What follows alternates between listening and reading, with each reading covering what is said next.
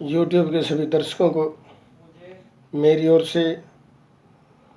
व हमारी पार्टी राष्ट्रीय जनहित विकास पार्टी की ओर से देश की प्यारी जनता के चरणों में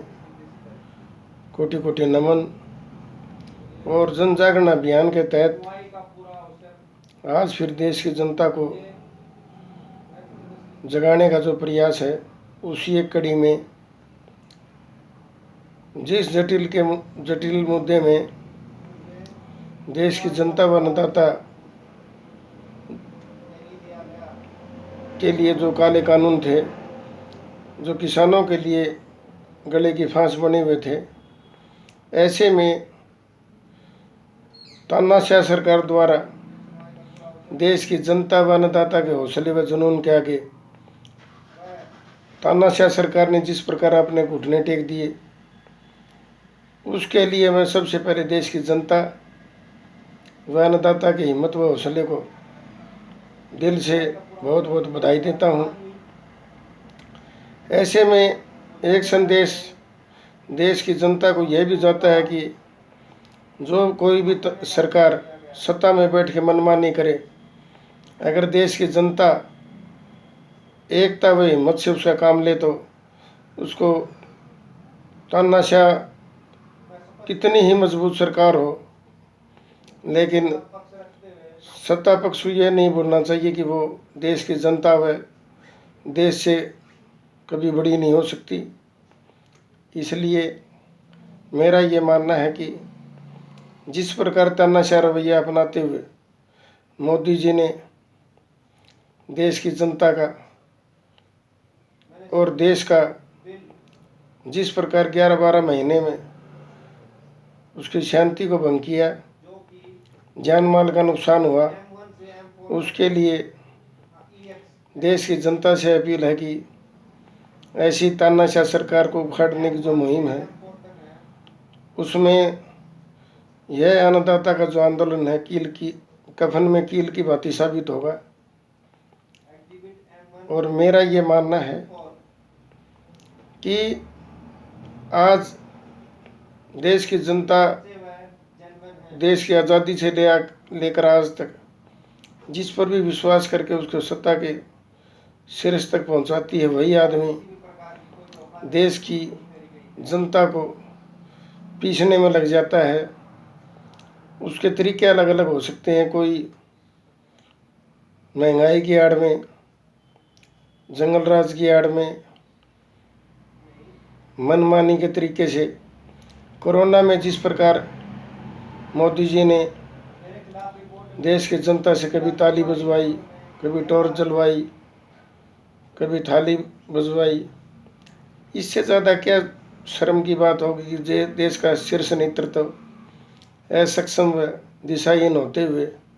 और देश को आज बर्बाद करने की ओर लगा हुआ है। तो मैं ये पूछना चाहता हूँ कि मोदी जी, देश की जनता ने आपको सत्ता में बिठाकर कोई क्या भूल कर दी क्या? आपको चाहिए कि जो आपसे पूर्ववर्ती सरकारें थे, उन्होंने देश के साथ जनता के साथ कहाँ न्याय किया, किन हकों को देश की जनता से वंचित रखा। आपका फर्ज ये बनता था कि आज देश में भ्रष्टाचार, महंगाई और सबसे पहले तो मैं ये पूछना चाहता हूँ कि जितने भी आपकी सरकारी स्कीमें हैं, धीरे धीरे आपने देश की जनता को छल कर उनके साथ इतना बड़ा अन्याय किया है कि जिस प्रकार शुरू में आप सत्ता में आए तो देश की जनता आपकी वाहवाही करती थी, आज वही देश की जनता का आक्रोश व गुस्सा तो आपके प्रति दिन प्रतिदिन चरम पर बढ़ता जा रहा है। मैं मोदी जी आपको ये बताना चाहता हूँ कि आप आज सिर्फ और सिर्फ आपको हाईटेक विमान घूमने के लिए चाहिए, नई संसद भवन आपको बैठने के लिए चाहिए। देश की जनता चाहे झुग्गी झोपड़ियों में सड़कर मरे या पानी बिजली से वंचित हो या खाने के लिए दाने दाने को मोहताज हो, इससे आपको कोई फर्क नहीं पड़ता।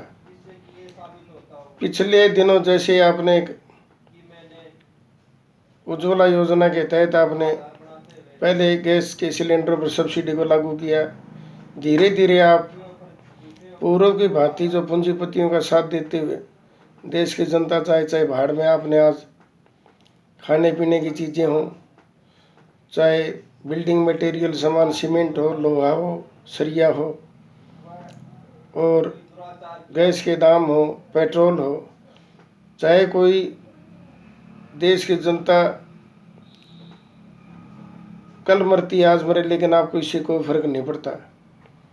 क्योंकि आपका जो गठबंधन का धर्म है वो केवल और केवल पूंजीपतियों के साथ है।